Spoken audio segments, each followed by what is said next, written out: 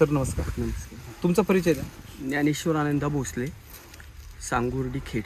Okay. आता मला सांगा सर, हा जो ऊस पाहतोय आपण सगळा, जवळजवळ किती कांड्याचा ऊस आहे? हा तरी 23-24 कांड्यावरती ऊस. 23-24 कांड्यावरती. आता मी तर ऐकलं की तुमच्या भागामध्ये फक्त 30 आणि 35 टन म्हणजे खूप हायस्ट टन झाला. हायेस्ट जास्त कोणी काढला तर 40 40. म्हणजे असं त्याच्यामध्ये. पण सर्वसामान्य वेळ 30-35-40 याच रेंज मध्ये 40 मध्येच आहे तुम्ही. पण ह्यावेळेस तुम्ही थोडासा वेगळा प्रयोग केलाय. हो. काय थोडं सांगा ना आम्हाला. कृषी अमृतचं हे वापरल्यामुळं ओके. सॉइल चार्जरची टेक्नॉलॉजी सुरुवातीपासून वापरलेली आहे. पहिल्यापासून वापरलेली आहे. ओके. लागवडीपासून तर आतापर्यंत पूर्णपणे सॉइल चार्जरची टेक्नॉलॉजी आपण वापरलेली आहे. ओके.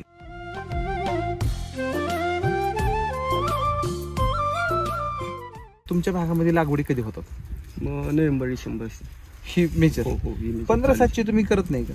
नाही, 15-7 नाही कारण का बरं? पावसाचं प्रमाण जास्त आहे आमच्या परत. अच्छा, 15-7 भरपूर पाऊस पडतो. फुल पाऊस म्हणजे इथे उभं राहायला सुद्धा जागा नसते अशी.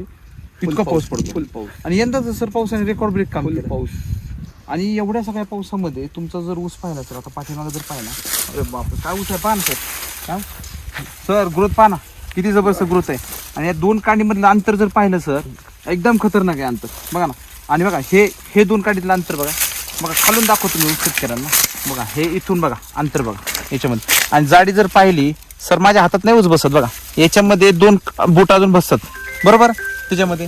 तर मला तुम्हाला हे जाणून घ्यायचं होतं की आता तुम्ही जी समजा सुरुवातीपासून करताय त्याच्यामध्ये, तर थोडासा इथे सांगा ना बाबा, कधीची लागण आहे आणि तुम्ही काय काय त्याच्यामध्ये वापरले सुरुवातीपासून? ही 10 नोव्हेंबरची लागवड आहे. ओके. सुरुवातीला सरी काढली. 4.5 फुटाची सरी आहे. ओके. आणि सुरुवातीला 20 गोणी कृषी अमृत आणि सम्राट मिराकल आणि ते शक्ती सम्राट आणि मिरॅकल आणि हुमस गोल्ड. ओके. आणि याचं बेसोल डोस टाकलेला आहे. ओके. ओके. पहिला डोस पूर्णपणे त्याला म्हणजे साधारण कृषी अमृत किती बॅग टाकले असते? कृषी अमृत मी 20 बॅग टाकलेले आहे. बरं. तुम्ही करला. आणि सम्राट शक्ती मिरॅकलच्या त्या 2 बॅग आहे. ओके. म्हणजे हे 20 बॅग आहे. हो. आणि ह्या 2 बॅग. 2 बॅग आहे. ओके. हे सगळं मिक्स करून तुम्ही त्या मिक्स मरून टाक.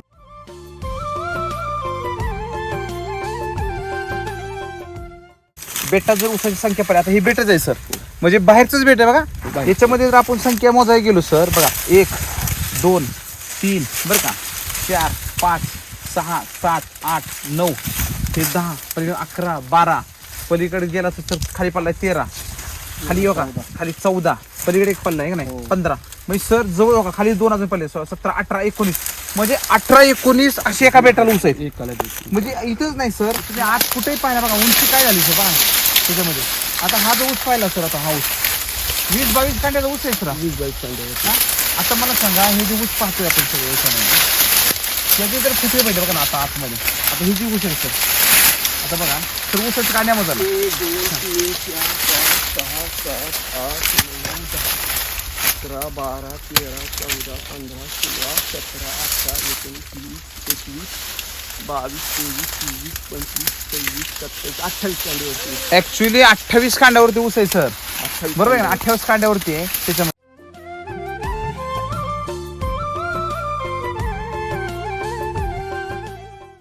मग परत सॉइल चार्ज काय सोडलं का? म्हणजे तुमचं सॉइल चार्जचं नियोजन कसं होतं? सॉइल चार्जरचं प्रत्येक पाण्याला 5-5 लिटरच्या प्रमाणे गेलेलं आहे. बरं.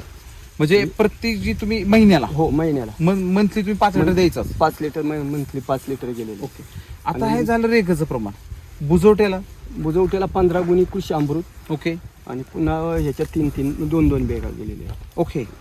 म्हणजे साधारण सम्राटच्या 2, सम्राटच्या 2, शक्तीच्या 2 आणि मिरॅकलच्या 2 आणि हुमस गोल्ड त्याच्यामध्ये एक गेले. ओके. आणि मायक्रोजाईम मिक्स केलेलं आहे.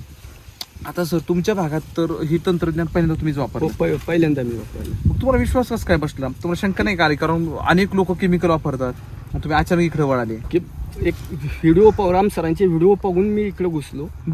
आणि आपण नवीन काहीतरी करू आणि नंतर मग बाकीच्यांना सांगू, ह्या गोष्टी करण्याने पहिला प्लॉट मी केलेला आहे. अच्छा, तुम्ही सुरुवातीला त्याच्याकरता केलं की बाकीच्यांना सांगण्यापेक्षा पहिला आपण करायचं आणि मग सांगण्याचे, ह्या दृष्टिकोनातून प्लॉट केले. बरं. म्हणजे एकंदरीत जर पाहायला गेलं सर तसं, तर आता मोठ्या प्रमाणात आता तुमची 2-3 दिवसांनी तोड आहे हो 3 दिवसांनी तोड्या. आणि ह्यावेळेस इतकं पाऊस होता की म्हणजे चालता येत नव्हतं. तुम्ही तर चालता आता म्हणजे अजून पाणीच दिलं नाही म्हणजे हे जे अजून तर दिसतंय पाणीच याला नाही. पाणी बिनी काहीच दिलं नाही अजिबात नाही पाणी म्हणजे फक्त पावसाच्या पाण्यावरती पावसाच्या पाण्यावर. या वेळेस तर सर पावसाच्या पाण्यामध्ये भरपूर नुकसान झाले शेतकऱ्यांचं. हो म्हणजे ज्याला आपण काय म्हणतो तुम्ही जर कोल्हापूर साईडला गेला कधी कधी तर त्यांचे ऊस एकदम बारीक राहतात अंगठ्यासारखी. अंगठ्यासारखेच राहतात त्याच्यामध्ये. पण तुम्ही जर बघितलं सर जी जाडी वाढली हो. जे तुम्ही जर केमिकल वापरत होता पहिले आणि आता एकदम वैदिककडे आले जाडीच्या बाबतीत क्वालिटी बाबतीत ऊसाच्या काय वाटतं? सगळ्याच्या बाबतीत समाधानी आहे कारण त्याची रासायनिकचा आणि ह्याच्यामध्ये जमीन आसमानचा फरक आहे. बर त्याच्यामुळं समाधानी हायचे. ओके म्हणजे एकंदरीत आनंद आहे. हो याच्यामध्ये. एकदम आनंद आहे किंवा हाय आपला बाकीच्या रासायनिक पेक्षा तरी चांगला आहे. बर बर केले त्याचं चीज आहे.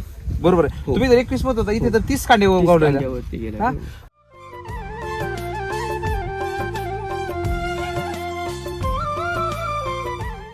काका आता तुम्ही इथं आमच्या बरोबर आहेत तुम्ही ऊस पाहता काय वाटतं ऊस पाहून तुम्हाला? ऊस चांगला आहे. नुसतं हे आता तुम्ही मग एक तुलना करत होता बाबा हो. तिकडची नाही, आहे ना, तिकडची. बरोबर आहे. तर काय वाटतं पलीकडे नाही, तुम्ही पाहिला आणि फरक आहे इकडचं? ना. नाही, बर आता बघा ना इकडे हिरवळ आणि कांडी पण तशीच हा. आहे. तिकडे तर फरकच आहे ना. फरक आहे. त्यामुळे आता ते लगेच. इकडं यांनी 30 कांड्याचा ऊस आहे म्हणजे आतमध्ये हो, गेलं तर 30 कांडे आहे. आणि तिथं जर बघितलं तर सगळा ऊस लोळतोय हा आणि विशेष म्हणजे काय सर ऊस पडला नाही बघा ना हो. पूर्ण ऊस तुमचा खडा आहे. हो. खडा ऊस आहे खडा ऊस भरतो. भरतात. आणि सर कांडी मधलं अंतर काय वाटतं? 2 कांडी मधलं अंतर कांडीमध्ये अंतर पण आहे. बघा ना 2 कांडी मधलं हे जर अंतर पाहिलं हो पहिला आहे ना. एकदम जबरदस्त कांडी मधलं अंतर आहे. सर काय वाटतं हे जर अवरेज घ्यायला गेलो आपण सर तर रेग्युलर तुमच्या भागात किती अवरेज निघतं? रेग्युलर 40च्या वर कुठेच नाहीये.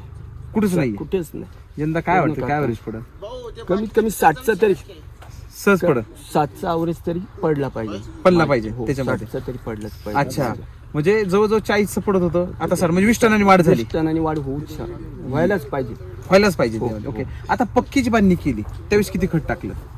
पक्के बांधलेला मी 10 बॅग टाकलेले आहे ओके आणि याच्यात 2-2 बॅगा केलेल्या आहेत कंपल्सरी. ओके म्हणजे रेगाला टाकला हो. बुजर टाकला बुजवट्याला टाकला. आणि पक्क्या बांधणीला पक्क्या टाकला. बांधणीला बी टाकले. ओके आता थोडस 4.5 फुटीवरून मी शेतकऱ्याला सांगेन की जवळजवळ तुम्ही 6 ते 7 फुटाकडे आता गेलं पाहिजे.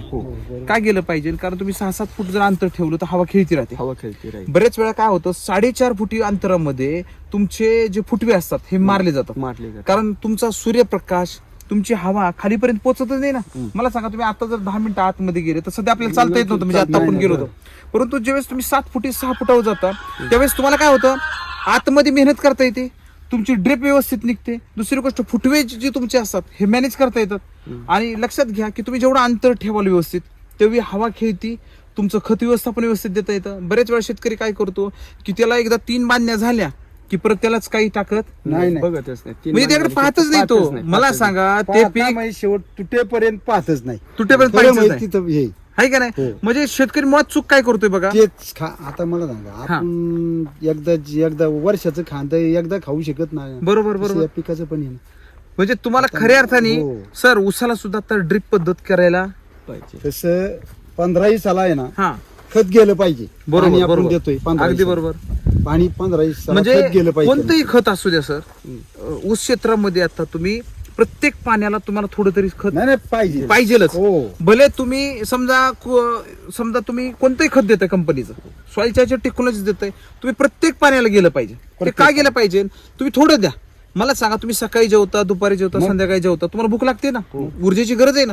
मग तुम्ही मला सांगा 3 बांधण्या झाल्या म्हणजे शेतकऱ्यांमध्ये कधी कधी आश्चर्य वाटतं शेतकरी काय करतो चांगली माती बाजूला सारतो हो. आणि खडकाला काय लावतो कांडी लावतो. कांडी लावतो. आता मला सांगा त्याची ज्यावेळेस वाढ होते त्या टाइमिंगला खरं खत कुठं पाहिजे खाली खाली नंतर तुम्ही त्याच्याला माती लावता खत टाकून हो. आणि पाणी कुठे देता खाली साईटला देता. म्हणजे मला सांगा प्रॉब्लेम हा आहे की शेतकऱ्यांनी खऱ्या अर्थाने पाणी कुठे द्यायला पाहिजे वरती. म्हणजे तुम्ही जर बुडात खत टाकताय आणि पाणी जर साईटला देताय आणि तुमचं खतच लागू होत नसेल बरं भरपूर पाऊस होतो त्यावेळेस खत लागू होतं पण इतका प्रचंड पाऊस होतो की खत काय होतात निचट होऊन जातात. परंतु तुम्ही एक गोष्ट बघितली असाल सर केमिकलच्या प्लॉटमध्ये आणि वैदिकच्या प्लॉटमध्ये फरक जाणवला असेल हो, तुम्हाला. फरक आहे. फरक एवढा पाऊस पडून सुद्धा सगळं ती जी plot खत आहेत तुमची ती तुम्हाला लागू झाली. लागू झाले. बघा कुठलं वैदिक जरी वापरलं आणि केमिकल जरी वापरलं भरपूर आणि पाऊस झाला तर लिचट होणारच आहे आमचं पण पाण्या- त्या तुलनेत नुकसान कमी आहे. नुसतं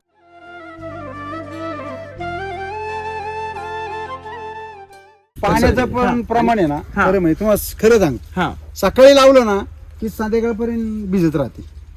म्हणजे खरं म्हणजे महिनाभर सांगतो. पाणीच पाणीच बर मी भोगले केलेले स्वतः म्हणून म्हणजे तुम्हाला. शेतकरी एकदा पाणी हो, सोडलं की पाणी संध्याकाळपर्यंत सोडलं पाणीच ना आहे. की कडला जातपर्यंत हा पाणी बंदच नाही, पाणीच बंदच नाही, पूर्णपणे पाणी ना. पूर्णपणे चालू. म्हणजे- 8 घंटे ना पाणी चालते. आता पाणी लावणार कधी थोडं थोडं लाव पाणी करणार. बरोबर पाईपाला बोळ पाडलेली आहेत. आणि भिजत राहते हो, भिजत राहते. बरोबर तिथपर्यंत आणि असतं, हे लाईट गेली की पूर्णपणे परत ना, पाणी चालू राहते. हे म्हटलं जे आहे ना हा. पूर्णपणे भिजतंय. बर इतकं पाणी हो, एवढं पाणी. मला ते शेतकऱ्याला सांगायचंय बघा मी आता खरं- आपल्याला पद्धत बदलावं लागेल सर बघा आपण एसटी वैदिकचा रिझल्ट पाहतोय पण आपल्याला हे पण लक्षात आलं पाहिजे की तुमची व्हरायटी तुम्ही जरी चेंज करत गेला लोक काय म्हणतात उसामध्ये थोडीशी व्हरायटी चेंज करून बघूया परंतु तुम्ही व्हरायटीनी उत्पादन वाढतं का मातीने उत्पादन वाढतं माती तुमची तुमची माती मातीनेच उत्पादन वाढतं ना? माती आणि सगळं जर व्यवस्थित व्यवस्थापन असेल पाणी पाणी. तुमचं खत हे गरजेचं आहे सगळं गरजेचं आहे आज. मग मला सांगा शेतकरी ज्या चूक करतोय मुळामध्ये 3 डोस टाकतोय परत काहीच देत नाही आणि उत्पादन 100 टनाचं पाहतोय तर ते मिळणार नाही जवळजवळ शेतकऱ्यांनी 6 ते 7 फुटाची पट्टी करायला पाहिजे आता 6 फुटावर गेले. गेलंच पाहिजे त्याच्यामध्ये एकदा डिरिंग करून बघा काय आहे, खरं सांगू सर, आमचा शेतकरी आळशी झालेला आहे. हम्म.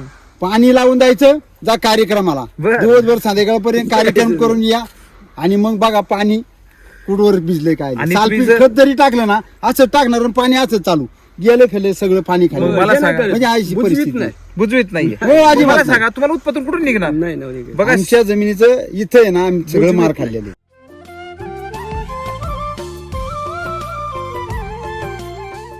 तुम्ही आता इथे आलात तुम्हाला काय वाटतं समजा हे सगळे प्रयोग झाले तुमचे एवढं करून बी चुका घडल्या आहेत ना. परंतु चुका घडून तुम्ही जर आज जर पाहिलं जर आहे ना. खाली ऊसाची क्वालिटी 2 कांडीमध्ये अंतर आहे ना. आणि पेरा आणि तुम्ही बघा सर वजन आहे उसाल तुमच्या आहे ना. हा, आपण जर ऊस उघडून पाहिला सर वजन आहे नाही एकदम ना, आहे ना. त्याच्यामध्ये बरोबर आहे का हो. नाही म्हणजे एकंदरीत जे शेतकरी आहेत त्या शेतकऱ्यांना जे तुम्ही टेक्नॉलॉजी वापरली त्याच्यामध्ये आणि जो तुमच्या भागामधला जो तुम्हाला अनुभव आला अख्खा दिवस तो अनुभव होता समजा हा केमिकल 100% ऊस असता तर काय परिणाम झाला असता हो नाही केमिकल वाजता अख्खा तांब्याचं हे झालं असतं हा आणि 40 टनाच्या वर तर गेलंच नसतं.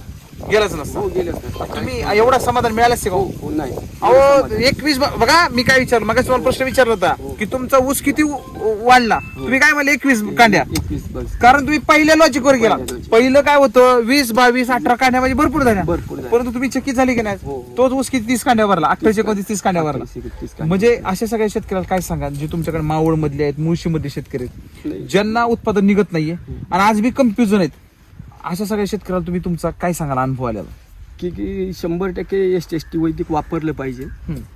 आणि उत्पन्न भरपूर काढले पाहिजे. थोड्या क्षेत्रामध्ये उत्पन्न भरपूर काढणे ही काळाची गरज आहे. अगदी बरोबर